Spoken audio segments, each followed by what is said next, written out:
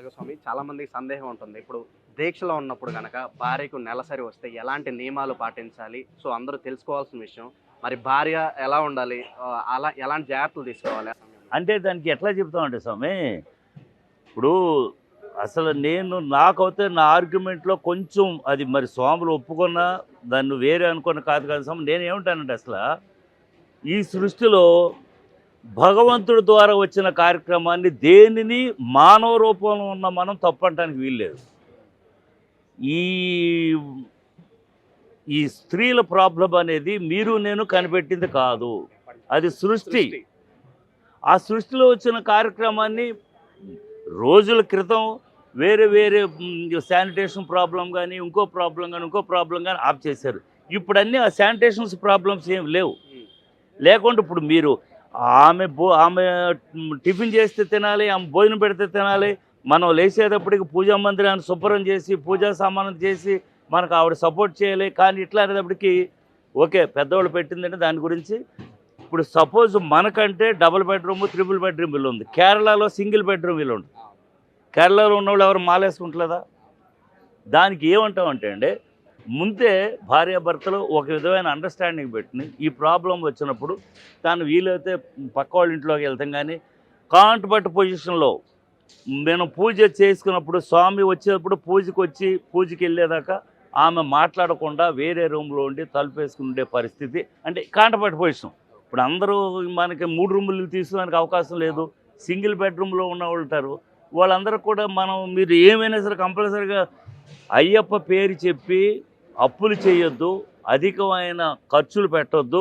మనం ఎవరన్నా చూసారో వీడు అయ్యప్ప మాల వేసుకుని అప్పులు పాలైపోయాడు అనే మాట అపఖ్యాతి తప్పించొద్దు.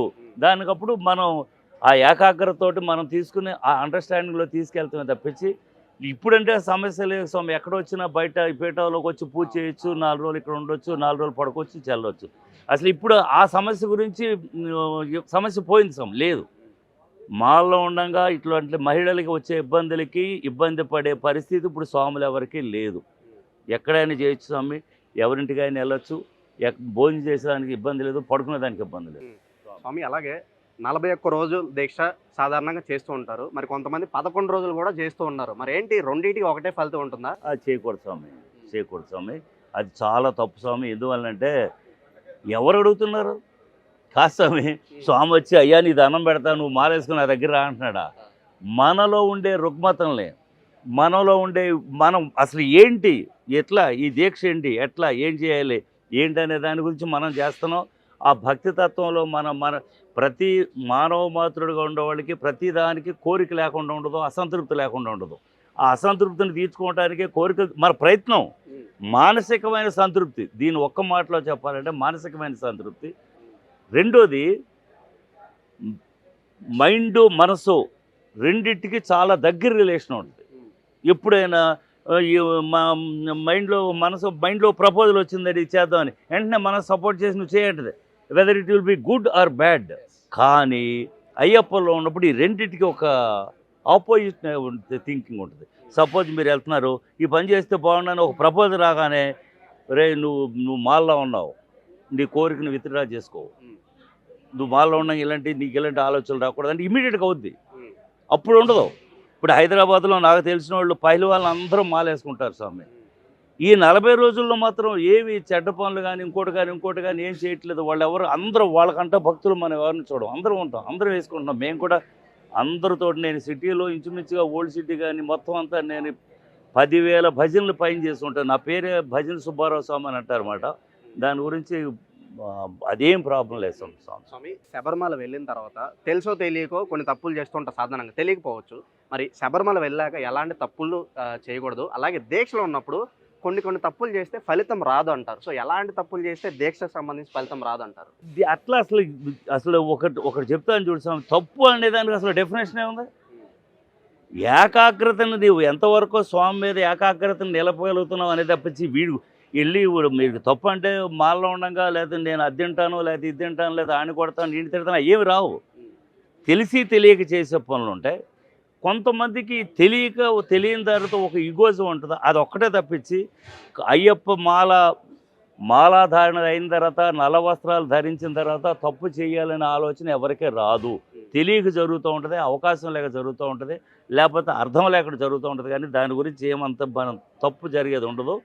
ఈ 11 రోజుల దీక్ష అంటారా, అది రూల్డ్ అవుట్, చెయ్యకూడదు, ఉండదు, చెయ్యకూడదు. రెండోది ఏంటంటే స్వామి, నేను చెప్తున్నాను, అసలు అది ఒక స్వామి అన్నాడు, స్వామి నాకు సంతాన భాగ్యం లేదని. సంతాన భాగ్యం కావాలంటే నేను ఉదాహరణ చెప్తాను, పలానా అతను పూజ చేశాడు, పలానా చేశాడు అని. అప్పుడు అతను 11 రోజులు చేస్తే ఆయన కోరిక తీరిందని ఎవరికి చెప్పాం. ఈయన 11 రోజులు చేసి సుబ్బారావు స్వామి ఎట్లా చెప్పాడు, నాకు అసలు అయ్యప్ప స్వామి నాకు కరుణించలేదు అంటాడు. కానీ 11 రోజులు దీక్ష చేస్తే ఎవరు చెప్పడం. సంతృప్తికి సంపూర్ణమైన దీక్ష చేయండి, సంపూర్ణమైన పూజ చేయండి.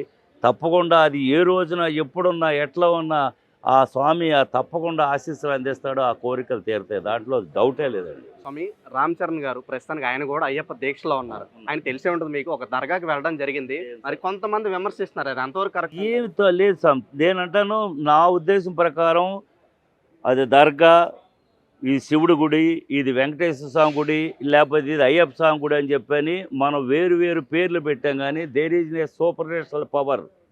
ఆ పవర్ని మీరు ఎవరైనా పిలవండి, ఎట్లయినా పిలవండి. ఇప్పుడు దర్గా ఉందనుకోండి, ఒక వర్గం వారు అందరూ పూజిస్తున్నారు, ఆ వర్గం వాళ్ళందరూ పూజ లేదనా, భక్తి కాదనా.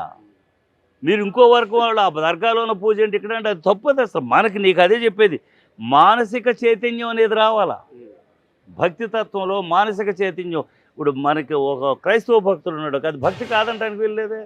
అతని అవకాశాన్ని ఇప్పుడు మేము ఎలా మాల్లో చేస్తున్నామో, రంజాన్కి వాళ్ళు కూడా రోజా అని చెప్పి వాళ్ళు కూడా ఉపవాసం చేస్తారు కదా, ఎందుకు చేయకూడదు?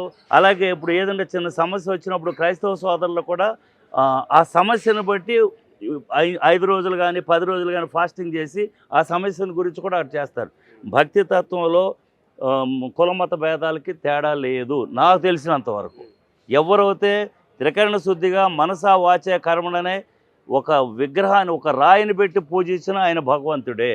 అటువంటిప్పుడు వేరే ఆయన దర్గానా లేకపోతే ఈయన క్రైస్తవుడు అనే దానికి తావులేదు. ఈ అన్నిటి కూడా మనం మానసికంగా ఒక ఏకాగ్రత రావడానికి ఈ అన్ని నియమాలు, అంతే తప్పించి వేరే తేడా. నా ఉద్దేశం, నేను చాలా చిన్నవాడిని, పండితులు చాలా మంది ఉన్నారు, వాళ్ళందరితోనే కాదు, నా ఉద్దేశం అది. చాలా మంది సందేహం. ఇప్పుడు మేము ఇక్కడ మాకు సాయిబాబా గుడి ఉందండి, సాయిబాబా కూడా మేము ఎప్పుడు పూజ చేస్తాం. సాయిబాబా గుడిలో కూడా వేరు రకరకాలుగా వేరే తీసుకొచ్చి నైవేద్యాలు పెడతారు. ఇష్టమేమో బాబాకి, కాదంటారు మనం ఎట్లా ఉంటుంది అట్లాగే, దాని గురించి ఉండదు స్వామి. అలాగే దీక్షలో ఉన్నప్పుడు సాధారణంగా మనం నల్ల వస్త్రాలనే ధరిస్తాం స్వామి దీక్షలో ఉన్నప్పుడు. ఎందుకని ప్రత్యేకంగా నలుపు కలర్ అని చాలా మంది సందేహం ఉంటుంది కదా, మరి దాని గురించి? నలుపు ఎట్లా అంటే వాళ్ళు మొట్టమొదటి ఏం చెప్తారంటే, పూర్వకాలం 1950 ఆ ప్రాంతాల్లో మాల వేసుకుని శబరిమల వెళ్ళటానికి ఎరుమేలు అని ఒక ప్రాంతం ఉంటుందండి.